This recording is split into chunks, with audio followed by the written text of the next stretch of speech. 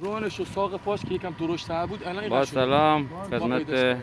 دوستان ما یه عزیز. کامیون اونم داداشاش این اومدن دقیقا کامیونش رو اشتناسایی محلیه کردن. که ما جسد رو براش انفجار پیدا صورت گرفته و گودالی تقریبا به طول، یعنی عمق 30 تا 40 متر و شعاع 200 متر در واقع اتفاق افتاده که الان بعدن این دوستان آمدن کارشناسی میکنن.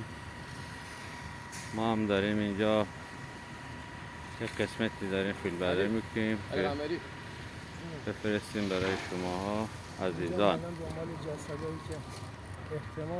این هم سوله‌ای بوده که در واقع شما از توی تلویزیون مشاهده میکردید.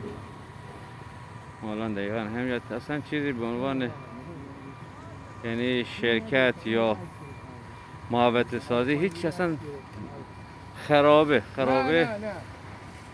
به تمام معنی در واقع. اینجا چند تا از ماشینای یکی از رفیقای همکارم از اصفهان بودن که الان آثاری از ماشین نیست. زنگ زده ما آمدیم اینجا ببینیم آثاری از ماشینش هست که اصلا کلا یه تپه از ضایعات شده در واقع.